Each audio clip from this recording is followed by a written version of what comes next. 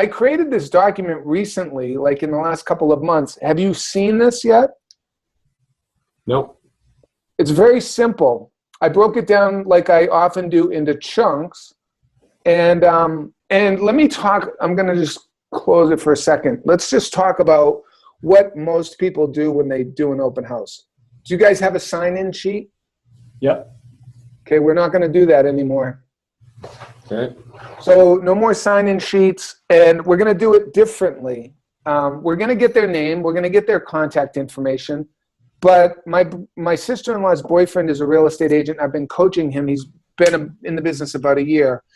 He listed my mother-in-law's home earlier in the year, and he was doing an open house. So I said, hey, I'll stop by, check on you. He had a bunch of people in the house. You know, the next guy comes in, and he goes, hi, my name's David. I need you to sign in. And the guy, I don't know if you guys can see me, the guy literally did one of these, like rolled his eyes. So when you say, I need you to sign in, rapport, does it go up or does it go down? Goes down.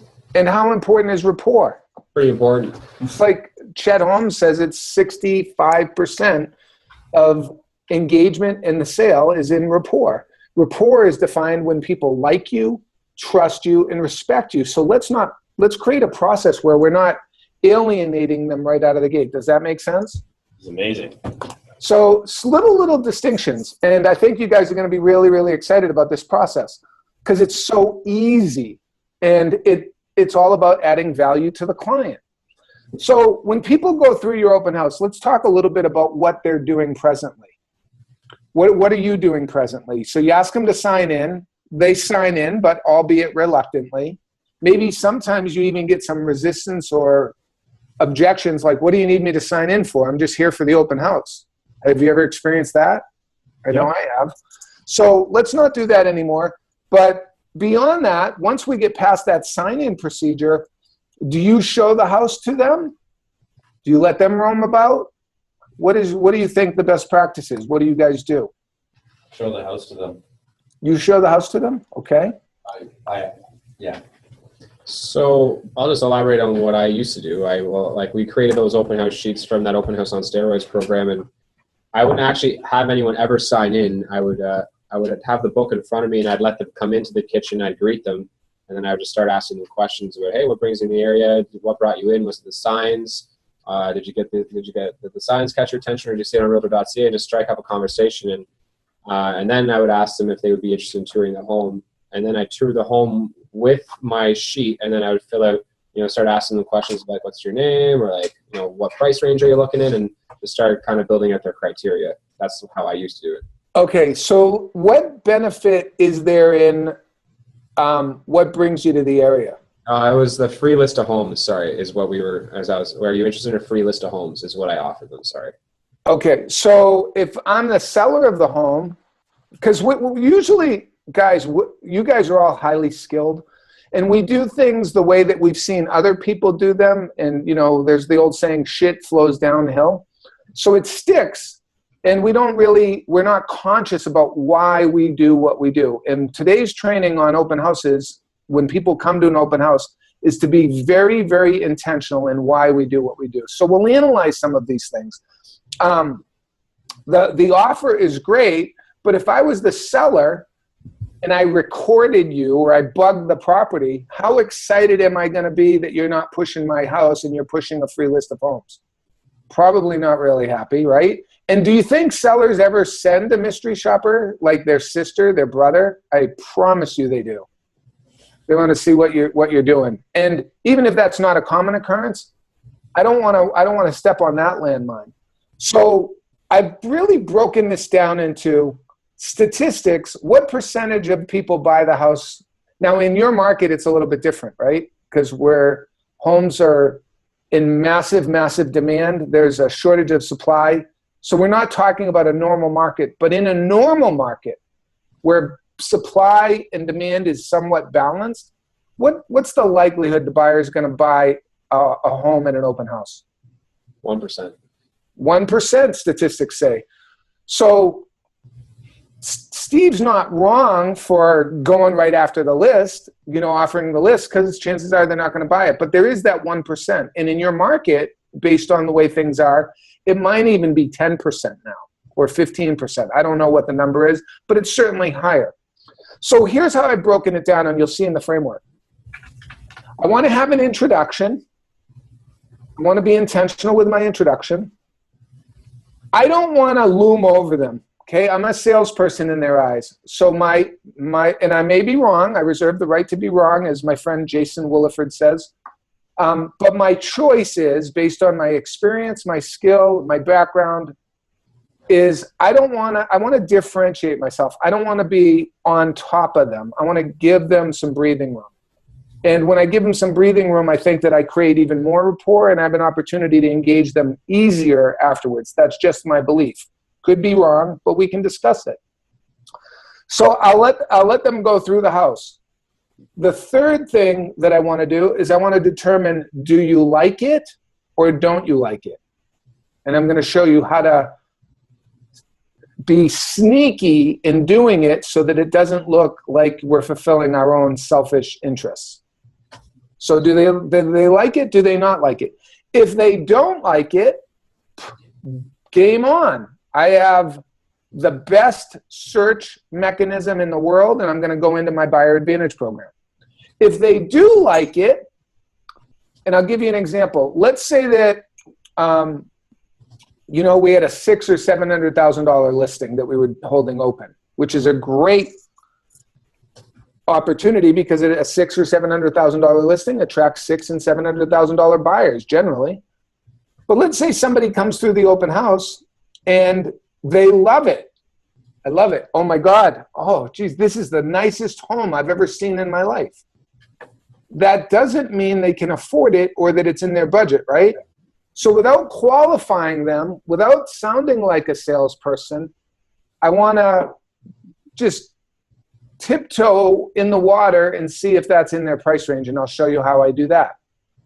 If it's not in their price range, I'm going to offer my Buyer Advantage program. If it is in their price range, I'm going to ask an engagement question that will move them along to hopefully make an offer on this property, which is really sweet because it's my listing and my sale. So if they are interested, I don't want to just ask them if they're going to buy it. I want to ask 2 or 3 engagement questions. Any questions on that? Does that make sense so far? Sounds a lot better than what I used to do. Okay. Yeah. All right. And it's really simple. And what's great about it, Steve, is it's a process, right? And we can follow it over and over and over again, and we can get really skilled. So as you'll see, it's a whopping 1-pager. It's a 1-pager. Like, it's not going to be difficult for your team to learn. So step 1, here's my introduction. Hi, my name is Brian with the Zahn team. What's your name? My name is Joe. Nice to meet you, Joe, or great to meet you. I'm not going to say, what's your last name? Do you guys follow me? I'm not going to pounce on them. I'm going to let this build up. I'm going to let it marinate. Oh, your name's Joe. Great. Great to meet you. Joe, here's a feature sheet. Take a look around, and I'm here to answer any questions if you have any. Now, by the way, am I really there just to answer questions? No. Fuck no. I'm there to sell this baby or get a new client.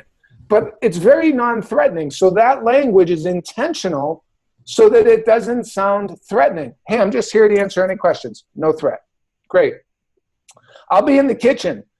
As you look around, Joe, please make a mental note of any feedback that you have so that I can share it with the seller. Will you do that for me? So that's how I plant the seed, so that later on I can find out, do they like it or do they not like it? So every single time I'm going to say, hey, would you give me some feedback? Go through this property, give me some feedback. Great. Now Joe comes back. Joe, do you have any questions about the property? If they do, I don't go into sales mode. I just answer the questions. Like, is this town water or septic? Or is this town water or well? It's on town water. Does it have a septic or town sewer? So just answer the questions. And then I'm going to ask this is a very important question. Joe, do you have any feedback that I can offer the seller? Who can tell me why I'm asking that question? What am I looking for here? You're looking for what they're specifically looking for in a property long-term, right? Yes, that's accurate, but more simple than that, I just want to know if they like it or don't like it. So my brain is chunking on, you either like it based on your feedback or you don't like it based on your feedback. That's how I want you guys to think.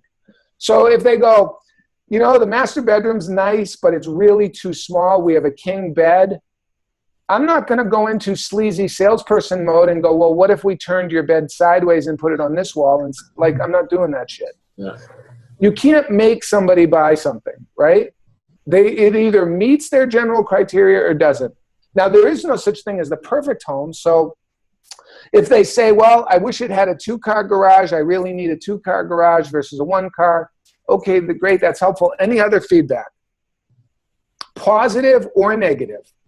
So if the feedback that they give me, I'm going to chunk it into, do they like it? Do they not like it? Another way of saying it is, are they in the 99% that's not going to buy this house? Or are they in the 1% that might make an offer on this house? You guys follow me so far? Yep. Okay. And I might say, have you guys been looking very long? You know, it's kind of a qualifying question, but it's soft enough that it's not threatening. I don't think there's any harm in that. Now, if the feedback is good, that means they like it. But that doesn't mean they can afford it. So I'm going to say, awesome, it sounds like you like this property. This property is $349,900. Is that in your price range? I don't know. If they say anything but a yes, I'm going to go, would you like me to run the numbers for you and give you down payment scenarios, break down the monthly payments, and go over approximate costs associated with financing? Would that be helpful? I'm not going to lump this in. Let me just correct this. I just wrote this, so I'm always tweaking things. Go over financing. Okay, so that's going to be a period. After crunching the numbers, let me show you a sample sales agreement so that if you were to make an offer, you'd know what's involved. Let me see how I do this. So once you have the template, you'll make this your own language. And that's where I'm struggling right here. So after crunching the numbers, I'm going to say, let me show you a sample sales agreement so that if you were to make an offer, you'd know what's involved. I'm saying the same thing differently. Let me show you a sample purchase agreement in case you wanted to make an offer. I actually like what I said unconsciously better. Let me show you a sample purchase agreement. Because they may say, no, we don't want to make an offer, and I don't want them to say that. So after crunching the numbers, let me show you a sample purchase agreement so you know what's involved if you were to make an offer. Now, that's better because if they say, no, we're not planning on making an offer, well, that's fine. It'll still be useful because even if you're not making an offer on this property, it's helpful to know what's involved. Okay, now, after I've done that, I'm going to ask qualifying questions. Do you guys, I don't know if Steve, you're the systems guy. Do you want the qualifying questions listed here? Again, I can copy and paste them, but they're from the buyer script. We got the buyer qualifying questions, yeah. Okay, so that's where these would go? Yeah, we can link that in there. Okay, perfect. So we'll ask those qualifying questions that are applicable. And then I'm going to also have a buyer profile sheet. So if they're not interested in making an offer on this property, and I'm going to find out like in 5 minutes, right? We run the numbers. No, the numbers aren't really good. They don't want to make an offer. Fantastic. I'm going to offer my Buyer Advantage program. Let me just put that here. If not interested, this may be duplicated. If not interested, offer Buyer Advantage. And they bite on the Buyer Advantage program, and then we complete the buyer profile sheet.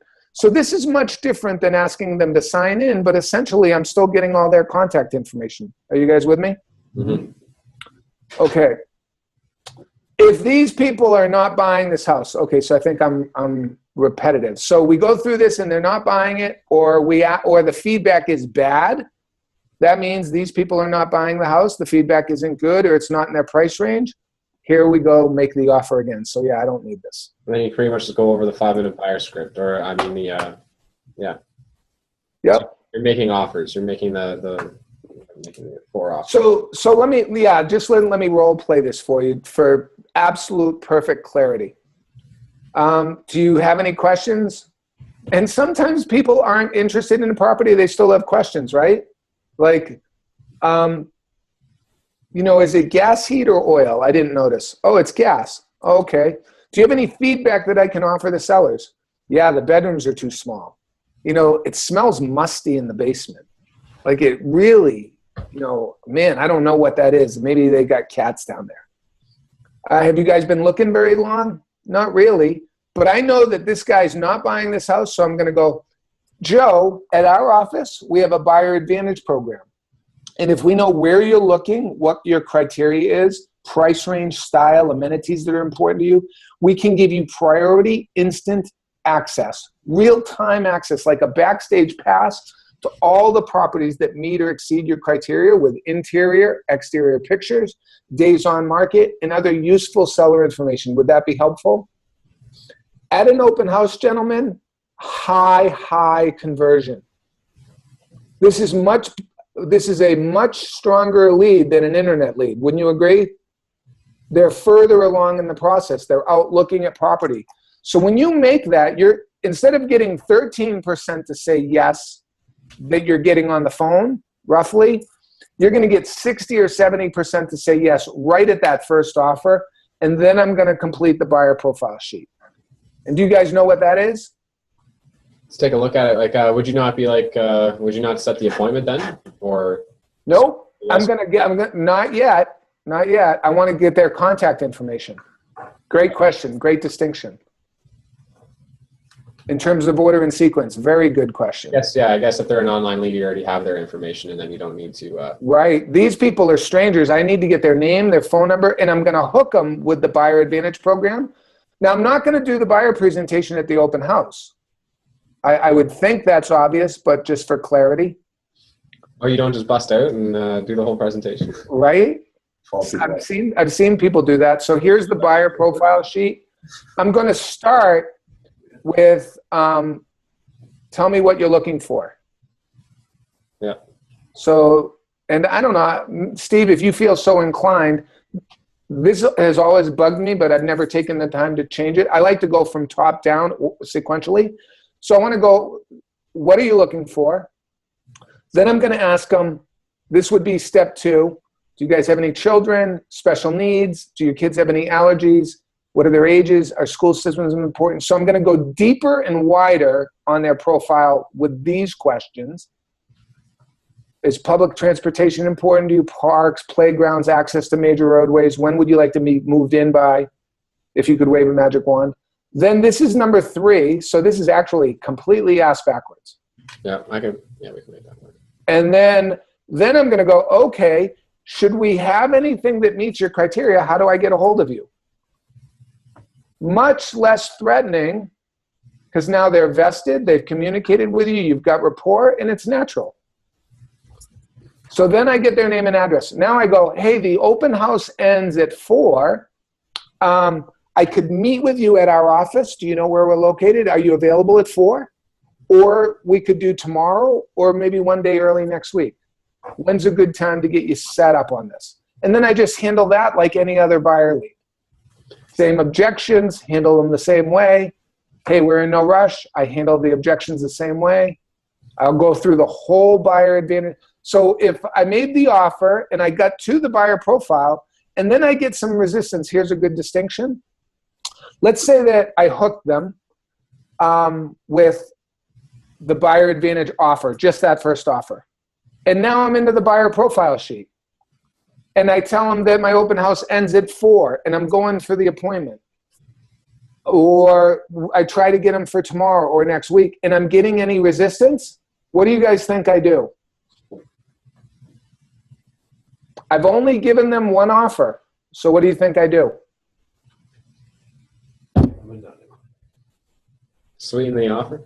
Yes. I in my head, because I've got this committed to memory, I'm going to go, well, it's not, so you're not in a rush. When the timing is more appropriate, is getting a good deal important to you? Yes. Now I'm going to continue with my script. I'm going to say, well, you should, because they just said no or gave me some resistance, right? So this is kind of analogous to being on a phone, but because they're there, I have to insert the step to get their name, address, and phone number. In case it does derail, I want to be able to follow up with these people. I want to be able to nurture them, right? I think I did a call with Blake. Was it Blake? And I said, everybody's a nurture. If I don't get them, they're a nurture automatically. So I'm going to insert the buyer profile part because we're face-to-face. I'm going to make the offer because they think I'm going to email them these properties, correct? Yeah, that's the one thing that I was thinking about. Like, obviously, when they're over the phone, it's like, can't you just set me up on the search? It's like, well, no, we need to build your profile, but you've built their profile at the house. So what would you say if they're like, well, can't you just email me this? Because you have my profile right now. Why can't you just go create it and send it to me? Well, there's actually more to the profile. We've got most of your profile, but the biggest thing, and I stick with the same objection, I don't want to send you listings that don't match your criteria. And right now in Guelph, there's hundreds of properties that I could fill your inbox up. And if I did that with properties that didn't interest you, you're not going to be real happy with me. What I found works best is we get you set up, we review your criteria together, make sure that we've got it accurate. I find out what you like, what you don't like in a property. Your collaboration helps me dial it in. And then I give you all the listings that match your criteria. And thereafter, it's easy to fax you, email you, the new listings as they become available. Gotcha. Yep. Great question. Great question. Good question as well. What happens when, because obviously this kind of process takes a lot of time when you're conversing with one specific or a couple, but one specific client, potential client. What happens if it's a really busy open house? Fuck, I love that question. Okay, so first of all, two things that came out of this. For me, it doesn't take a lot of time. I can go through this whole thing pretty quickly. So I want to make sure that we don't have that limiting belief that it takes a lot of time. But to your point, you could have 10 people at an open house at the same time, right? Yeah, that's kind of what it is. Right? So that creates a little bit of chaos. So I want you to take off your real estate hat and think about the last time you were at a place that was really, really busy. What did you do? You waited your turn. So people at my open house, and I've had them loaded up. I've had 50 people at an open house. They wait their turn because we'll talk about this tour of homes that I used to do. Maybe not today, but instead of doing a 4-hour open house, I would do 6 homes in 2 hours and increase my chances of making a sale. So we can chat about the tour of homes. But what I would do, Brandon, is I would say, if I'm with one person and now people are coming, I would pause the people that I'm with and I would say, please excuse me, it's just me here. So I've asked for permission. They're sitting in front of me. I'm taking their buyer profile. Somebody walks in. Hey, folks, my name's Brian. What's your name? My name's Joe. Oh, hi, Joe. This is Joe, too. What a coincidence. Hey, Joe, take a look around the house. If you have any questions, I'll be here in the kitchen. Do me a favor, make a mental note of any feedback that you have that we can offer the seller, right? So that's one way to do it. They do it, and then, hey, guys, can you hang out here for a second? And you just make them wait in line. You may lose some in the process, but I would rather get one. How many times have we, and you guys don't need to answer this, how many times have we done an open house for 4 hours? We've had traffic, and we leave with a goose egg. Yeah, for sure. I'm not trying to get everybody. I would love to get everybody. But a bird in the hand, what's that saying? 1 in the hand is better than 2 in the bush. However that goes. If I've got somebody here, my attention needs to be with this guy. And if the more motivated and serious people are at an open house, the more likely they are to stick around and wait. And if you are in a really hot market, maybe you want to create a marketing placard, a poster that might be as big as my computer screen. So it's probably 28 inches or 30 inches by 18 inches. And it's got the buyer advantage offer right there. So that while you're engaging with someone, if you would like to receive this, please see the open house attendant.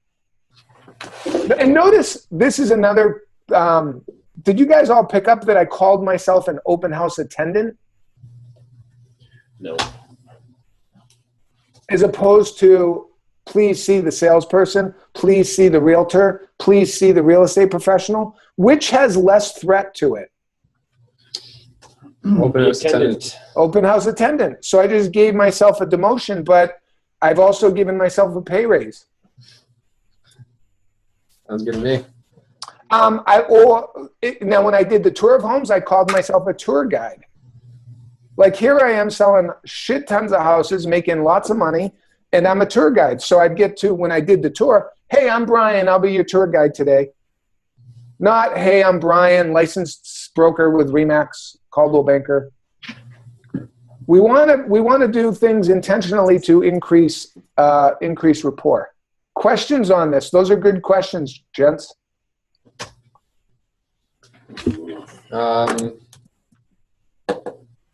No, that's pretty good. Do you guys have questions? Maybe on the volume of houses that you're doing, or instead of doing the 4 hour, doing a 2 hour and doing multiple. How are you using that? Well, that's a different thing. That's a tour of homes. Do you have any questions about open houses so we can close the loop on open house before we move on to tour? No, I think he said instead of doing 1 4 hour, do 2 2 hours. Is that your? I thought that maybe that was the tour. Or you, oh no, the tour, a house is open for 10 minutes. That's it. Oh, okay. Yeah. So literally 6 houses in 2 hours, back to back to back. It's like if I was showing a buyer a house, but I advertised the tour.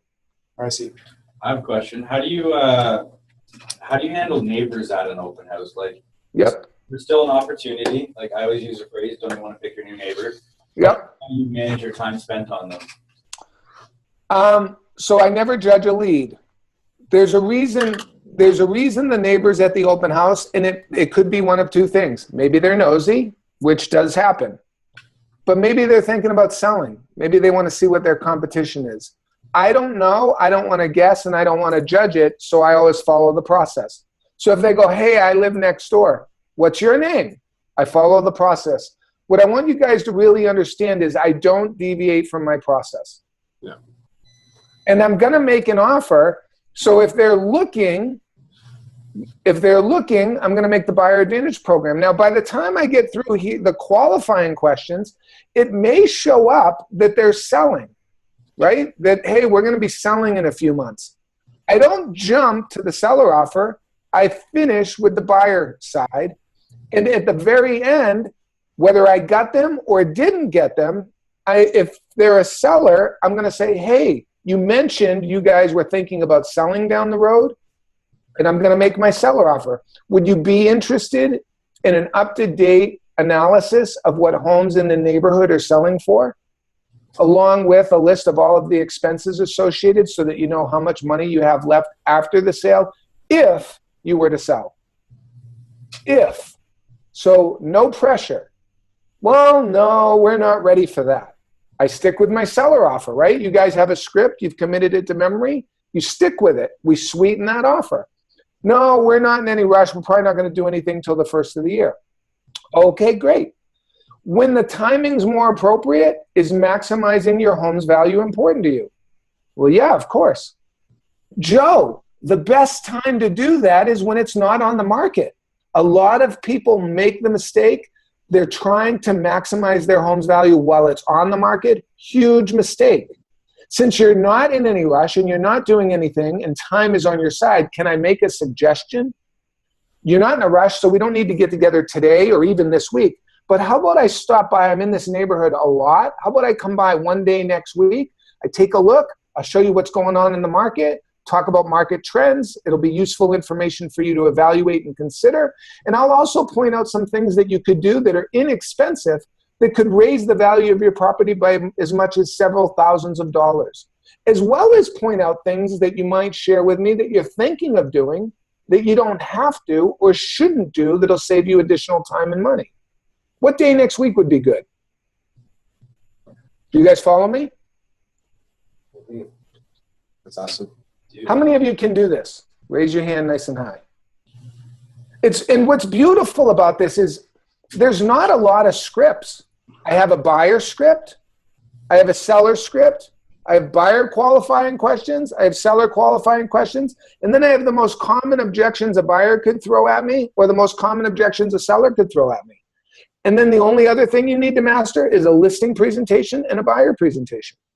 It's funny you said that because I was literally just thinking at how simple this really is. It's not like, because sometimes we overcomplicate it so much. Mm-hmm. All the other trainers that we've been, there's a different thing that you do for every different scenario. But really what you're doing is, it's just like a script. It's an introduction, you're making an offer, and then you're sticking to the script. Whether it's an online lead, an open house lead, a referral, anybody, it's the same. Yes. And one distinction, Steve, is nobody likes scripts. I don't like scripts because they sound scripted. I also don't like them.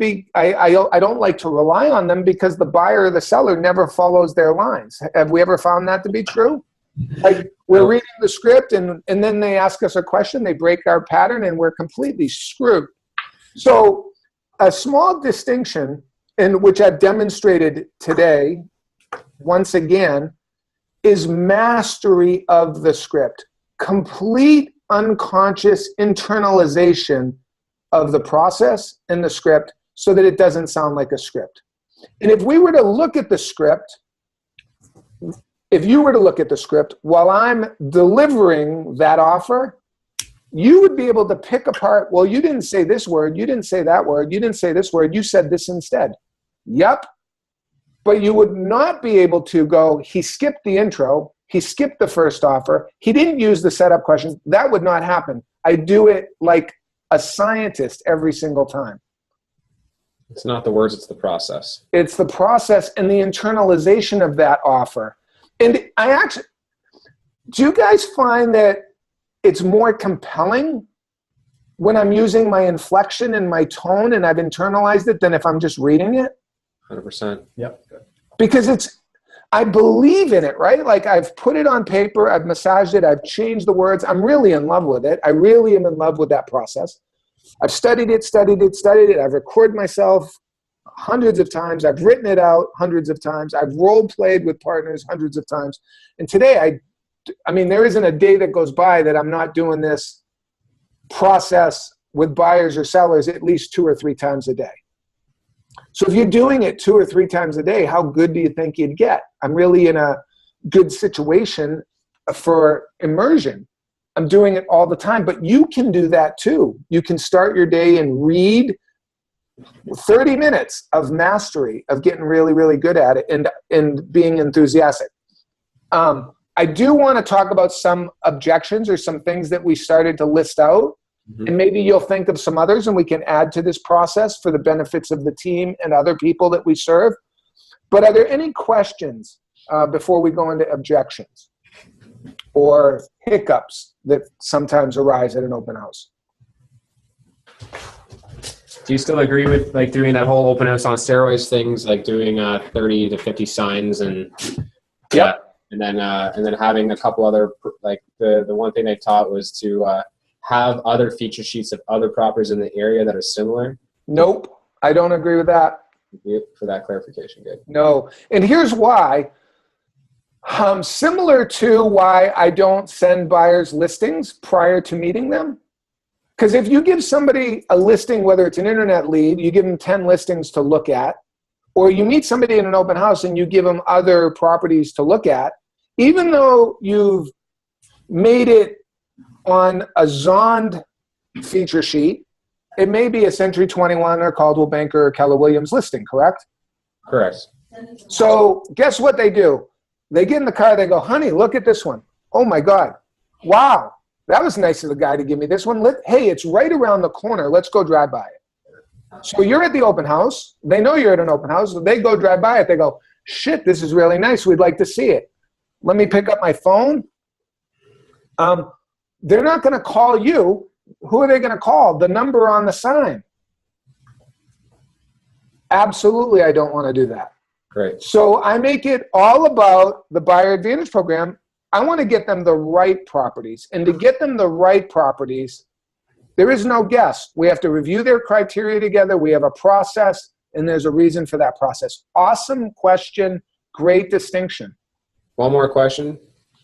What about like those like the mortgage companies trying to get you to use their feature sheets that break out the price and what the down payment, if you had that price? I recommend having those pieces of collateral information available? Absolutely. So one of the things, but I'm not going to leave them open. That's not going to be the feature sheet that I'm going to give them. When they enter, I'm going to give them a standard feature sheet. I want to see if they like the property or don't like the property. If they don't like the property, let's not confuse them and get them looking at shit that is completely irrelevant to them. The only way that I'm going to get into the number crunching is if they like the property. So I'll follow the process, and I can either do it on a calculator, but if you have a mortgage company that's willing to do that work in advance, have those there as collateral materials. And when you say, is that in your price range? Well, I'm not sure. Would you like me to run the numbers for you, give you different down payment scenarios, break down the monthly payments, and go over associated costs? Yeah, Bri, that would be really helpful. Great. I've got this sheet prepared by ABC Lender. Let me just, based on 10% down, your mortgage amount would be this. This would be your monthly payment. These are your taxes. Do you guys have private mortgage insurance in Canada? Yes. This is your private mortgage insurance. This is your hazard insurance. So you'd be all in with this much down, and this would be your monthly payment. Would that work for you? Oh my God, that's a lot less than we thought. Let me show you a sample purchase agreement. So if it's favorable, I'm going to move on. If it's not favorable, yeah, we just can't swing that. Then I'm going to make my transition to the Buyer Advantage Program. Good questions. You guys got any others? I don't have any other questions. Perfect. All right, let's roll to the objections. Sweet. Okay. Now, when Brandon said that, I may be wrong, but I heard in his tonality, which is, I'm just going to make sure. So there's no questions. Is anybody having any voices in their head or limiting beliefs about this process? No, I actually love it. Okay, good. I wanted to do open house. Just All can't. right. Phew. Okay, I feel better, but I wanted to make sure. Okay, because how many of us recognize that we have thoughts? Like, I didn't know if Brandon loved it or didn't love it, right? So I want to, if you don't love it, you're not going to execute it. Oh, I love it. I have 3 open houses this weekend, and I want to set appointments from them. So. Oh, dude, I'm looking forward to another post on my Facebook page. All right. All right, good. All right, so let's talk about some common objections or obstacles that can show up when you're doing this process that could throw a wrench in it. I have an agent, so you go over the numbers with them, and I have an agent that can write the offer for me. So I would say I will be presenting offers. Now, I may have no offers. I will be presenting offers from the open house in the next 30 minutes or immediately following the open house. Is your agent available to assist you in this time frame? No, they're at the lake, or they're not around. Is there anything preventing you from submitting an offer with me? Okay, if you like this property, chances are other people are going to like this property. And, we had 20 people through the open house before you arrived. I don't know if they're coming back. A lot of people expressed interest. So if you would like to get an offer, I'd really encourage you to submit it. Is there anything preventing you from submitting an offer with me? Well, just the fact that I promised my agent that I would call her if I saw anything. Well, which is more important, your loyalty to that agent or your loyalty to your family? All right, we'll submit it with you just by asking the question. Okay, so you haven't signed anything with your agent that would prevent you from letting me help you? No, I haven't. And if they say yes, they have, here's what I would do. And this is a training for another day, and it really is up to Steve as the broker of your team. I have an obligation to my seller. My number one objective is to sell their house. Procuring cause, I don't know how it is in Canada, but in the States, there's a very specific definition. I could argue after the fact. I mean, the goal is to get the property under agreement, right? So what I would do is, even if they were signed to a buyer agency agreement and they weren't available, time kills deals. Write that down. Time kills deals. And I'm going to use that with the agent. So maybe the agent signed them up to a buyer agreement. They're not available. How about I deal with your agent? I'll deal with your agent. Okay, great. So we submit the offer. We get it accepted. I call the agent. I go, Steve, I don't know what happened, but your buyer showed up at my open house. They told me after 20 minutes that they had an agent. So they didn't tell me at first point of contact. Really, you should not, I'm not going to tell you how to do your job. I understand you need to take time off, but they had an interest in the property.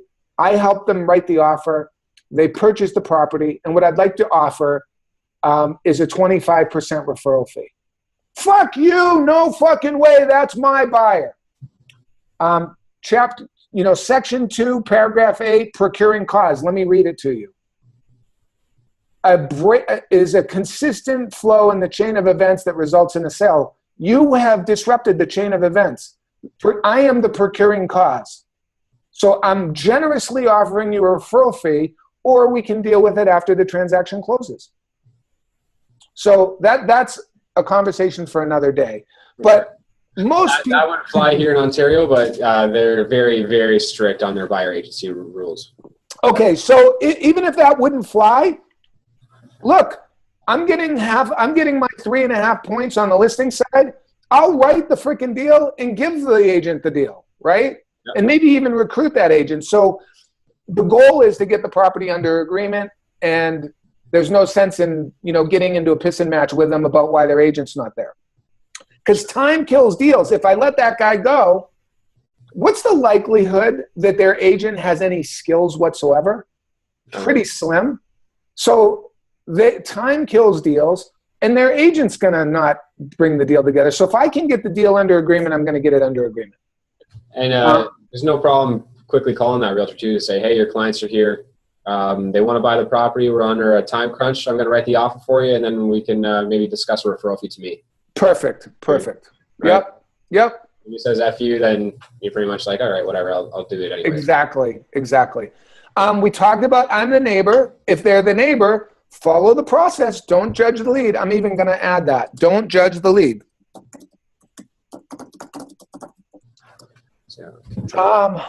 You can add in, if you were to move from your beautiful home next door, where would you go? If you could wave a magic wand, what's your timing like? But I'm not going to get into a lot of qualifying questions. Are there any other objections or hiccups that you can think of that we should add to this, specifically for the open house? Yeah, just the one that we talked about already, but I can add that. We've already discussed it about, you already have my criteria. Can't you just email me the list? So just sticking to the script. And yep.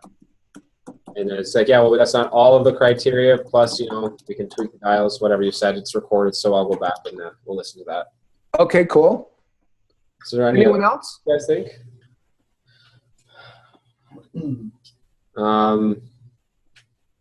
The one thing that I think they would potentially say is like, well, I'm touring a bunch of open houses today, so why don't I contact you after I go look at the rest of the homes I was going to see?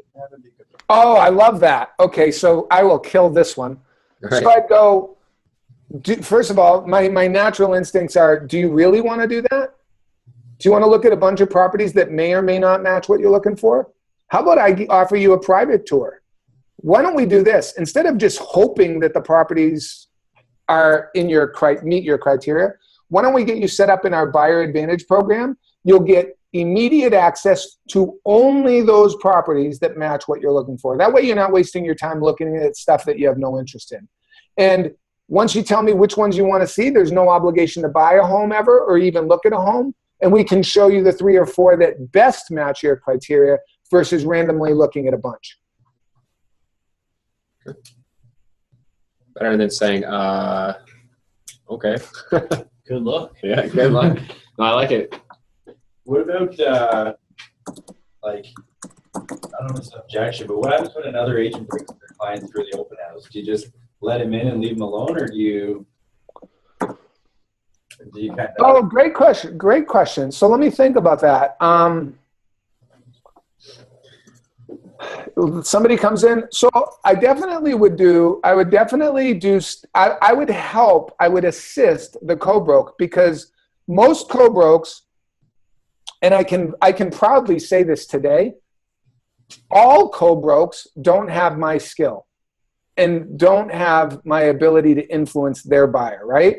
So I can assist them. And I've had a lot of people go, man, thank you. That was freaking great. That would have never happened if it was just me. We made a sale together and I owe it all to you. Thanks. Great. I'm also hiring. We're building our team. Would you like to have that kind of training? So it's a huge opportunity to help others and serve myself in getting this baby sold. So I'm going to assist that buyer in leading the process with respect. Hey, great. I'm Brian. What's your name? I'm Susie from Keller Williams. Susie, nice to meet you. Your clients, John and Mary. Nice to meet you, John and Mary. Susie, here's a feature sheet. So I give the feature sheet. I never give anything to another agent's clients. Great, just good etiquette. So I give the feature sheets to Susie. Susie, take a look around. I'm here to answer any questions that you guys have. I'll be in the kitchen. Also, if you don't mind, if I could ask the 3 of you to look, as you look around, please make a mental note of any feedback that you have so I can share it with the seller. Will you do that for me? Susie goes, yep, be happy to. They go through. Susie, do you have, everything is directed with Susie. Susie, do you have any questions? Did your clients have any questions? What feedback do you guys have that I can offer the owner? If they go, man, this place is great, it's beautiful, they like it, properties listed, I'm going to follow the same process. I'm just going to assist Susie in connecting the dots because Susie doesn't know how to connect the dots. Make sense? Yep. Love it. Great question. Just don't offer them the buyer advantage program. No, that's correct. Yeah. So if they don't like it, well, thanks for coming. That's right. Another tip, this is outside of this scope, but on my feature sheets that I'm handing out, on the back side of my feature sheets, and I don't have any examples, I would have a dozen classified ads. So I would have 6 classified ads on the left side of the feature sheet. On the back side, 6 classified ads on the right. Guess what those classified ads are? Offers. So people, and I did this on my own listings. It wasn't looked upon very favorably, but there's nothing wrong with it, right? It's not illegal, it's not immoral, it's not unethical. So Century 21 shows my house tomorrow. You know, they've got a showing scheduled for Monday at 3. On the back of the feature sheet, there's, hey, find out what your home is worth. Visit guelphprices.com. Free list of bank foreclosures. Visit guelphforeclosures.com. So I'd have a bunch of ads. And if they didn't sign, and if the agent, just so that you know, because it'll come up, if the agent goes, you are a fucking asshole. I can't believe that you're soliciting my buyers. No, I'm not, because I have a process. I respect the fact that they're working with you. Those classified ads are for the general public. If they don't like this house, I'm a lead generation machine. If you've signed your buyer up to a buyer agency agreement, you've got nothing to worry about. True or false? True. It's amazing. So fucking sign them up and don't worry about me. We got a great training program if you need a new place to work. Right. Right. That's amazing. All right, I'm going to send you guys this doc. This was a good call. Thanks for Thank you. Thank you for your active participation.